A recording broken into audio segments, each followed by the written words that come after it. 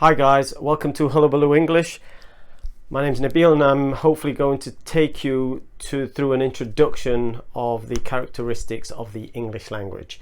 This is primarily for my students. I've given you various homework, so hopefully you can look at these videos and benefit from them. But it's also for anyone else that's interested in learning English, particularly if you're using English and you're at an intermediate level or advanced, or that you are teaching English. So if you're teaching English as a second language, or you yourself have a first language and English is your second language, then hopefully you'll find some benefit in this. So what I want to do is introduce the characteristics of English before we start moving on to other lessons regarding the specifics of the language itself. So generally speaking, the first characteristic is that English is based on the Latin alphabet, and it is really the most universal version of the Latin alphabet. It's the simplest, the shortest. There's only one other language, which is the Greek language, that has a shorter and simpler alphabet, but Greek is nowhere near as universal as English. In addition to that, it is probably the cleanest form of the Latin alphabet, and it has the basic characters are 26 in total. So that's the first characteristic based on the Latin alphabet. The second is pronunciation, and for English there are words such as the or th or month, 13th. Anything that uses the tip of the tongue, or any language that does not use the tip of the tongue, will have a problem with these, because these are very strongly based on that. So anything with a th or the sound, it becomes very difficult for students to learn. So this is to do with pronunciation.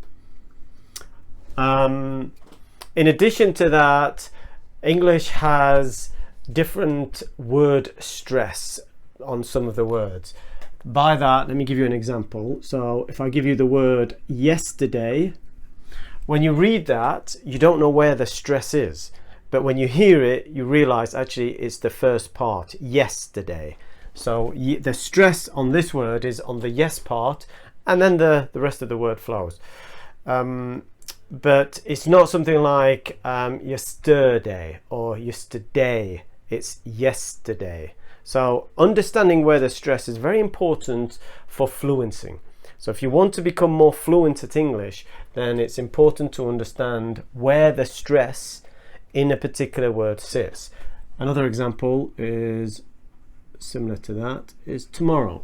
So tomorrow, the stress here in this case is on the MO. It's tomorrow. It's not tomorrow, or it's not tomorrow, it's tomorrow. So understanding that, I think, is very, very helpful when you are learning or teaching English as a foreign language. The third characteristic is what we call the fixed word order. So this is, English is very good for learners and teachers alike, because it's predominantly based on the word order subject, verb, object.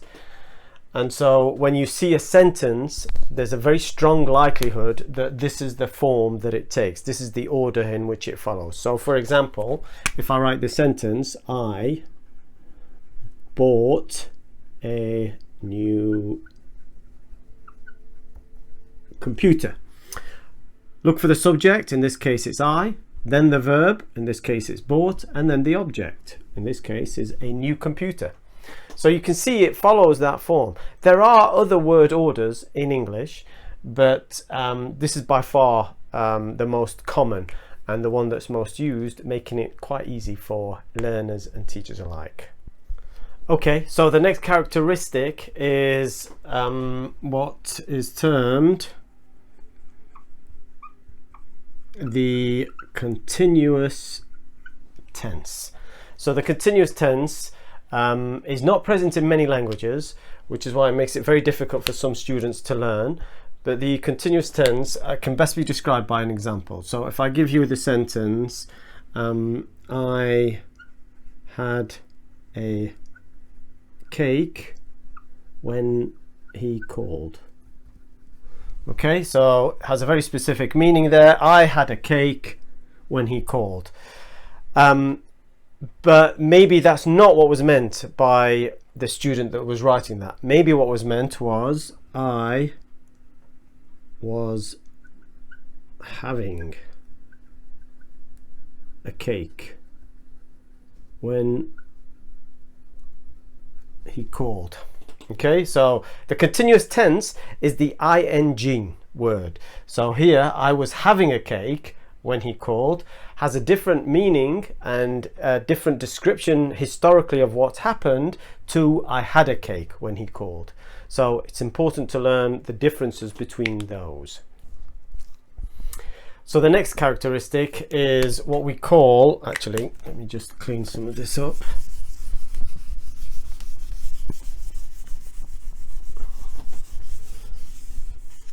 So the next characteristic is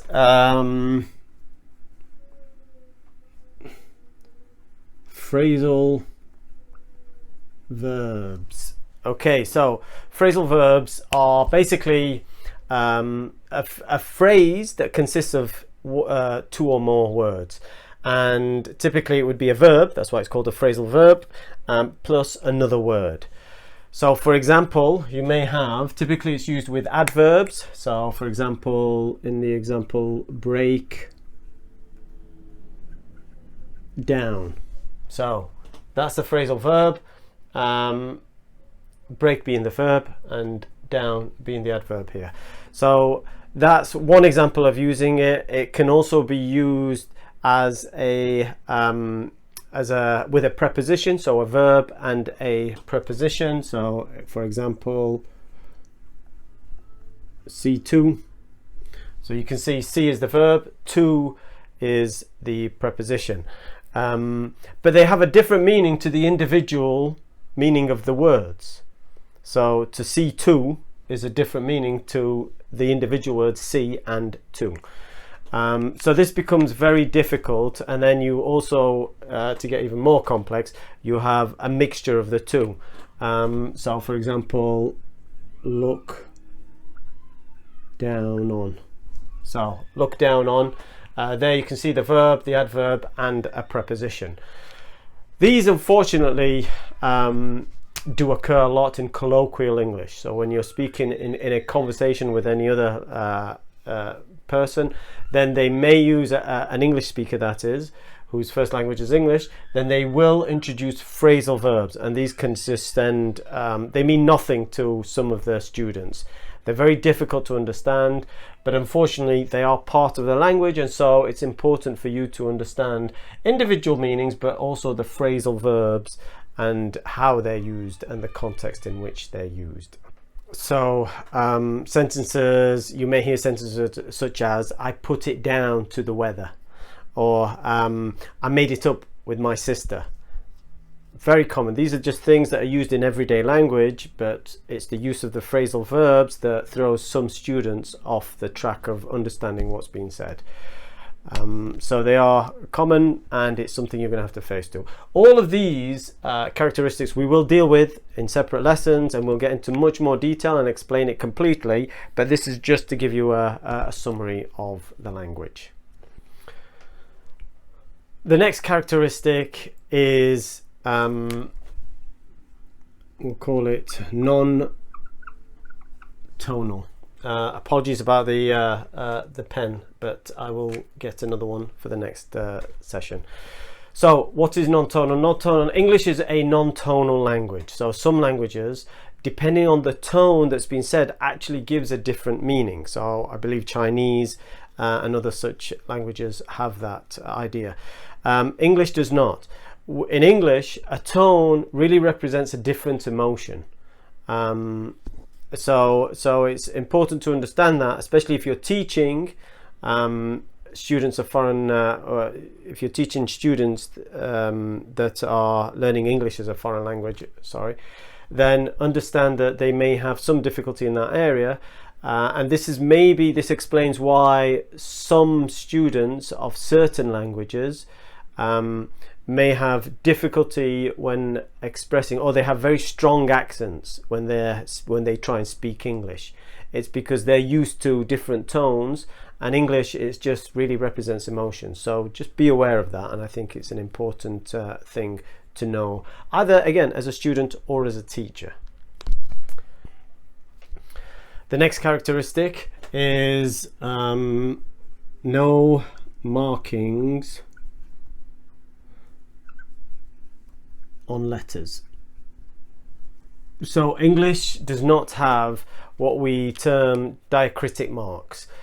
For example, you may have heard, so languages like German have something like the umlaut, and in French they have various other markings, but in English there are none, unless it's taken from another language. We'll get to what that means as one of the other characteristics, but if you may have heard of the word cafe, so that generally has a diacritic mark. Likewise, naive. So there's various other words in the English language that we've taken from other languages and used them, but typically in English itself, words that originate from English, there is no diacritic mark, so just be aware of that. Okay, so the next characteristic is sound. Oh dear. Okay, let me use a slightly different pen. This isn't as thick, but hopefully you can still see this. Is sound and spelling. So by this, I mean that the unpredictability of the word spelling being different to that of the word sound. So this can be best described by giving you an example. So the best example is if I give you the word thoughtful. So the word thoughtful, as a beginner in English or someone who's new to English, you may not understand that actually thoughtful has the letter G in it because it's spelt in this way. So fortunately, most of the words in English do conform to a spelling pattern, in that when you hear it, it's spelt in a similar way to what you heard. However, unfortunately, the ones that are not, although they're not, they're fewer in number, they are the most common ones in English, which means that for beginners, they're the ones that they may come through. So words like thoughtful or through or anything like that, then you will have difficulty with spelling it. So be aware of that. So the final set of characteristics, I'll not bother writing them down, but can be summarized as that English is relatively easy to learn. Obviously that's relative, but depending on who you are and your background and so on, but generally speaking, it is one of the easier languages to learn. It has what's called simple inflection, and inflection is the extra letter you add to nouns, verbs and adjectives, and to show different grammatical forms. So English is considered a weakly inflected language. And so compared to lots of other languages like French, say, or Russian or Arabic, then it is quite weakly used. But although some see that as a disadvantage, it's also an advantage in that it keeps things quite simple for the learner. So regular verbs in English have only 4 forms. So if we take the word look, then the 4 forms are look, looks, looked and looking. So it keeps it quite nice and simple in terms of learning what those are, and really even regular verbs have sort of quite a limited set of differences. And in actual fact, for example, in the present tense, third person is really the only time when it's different. So for example, if I say I eat, it's the same word as you eat, and then it only changes when you're talking about the third person, he eats. So you add the s to the verb. So this is I think an advantage of English, and it makes it easier to learn. Another characteristic is its receptiveness. So receptiveness is meaning that it's very willing to accept words from other languages. So for example, the word admiral in English is from the Arabic word al-amir. And likewise for things like zero comes from the Arabic sifr and so on. And it's taken words from sort of from French, Chinese, African, Asian, lots of different, Indian and so on, lots of different languages, and it's it has quite an open door policy for some of the classical languages as well. So English is very receptive to including lots, and I guess that's why it is the dominant language in the world today. And then finally, it's heterogeneousness. That's a big word. Heterogeneousness. Oof, tired after writing that.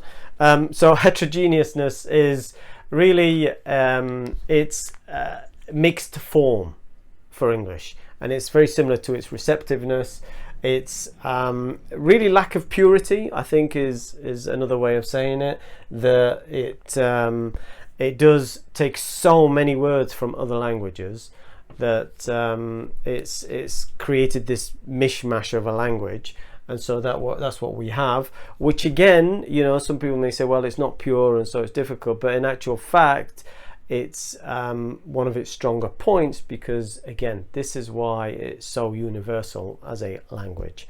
So I hope that wasn't too long, and keep an eye out on the channel, because each of these points that we've raised will be developing a set of lessons, or they may already be there, that you can then go and follow through with and learn a lot more, and hopefully perfect them and become more fluent in the language. Take care and see you soon.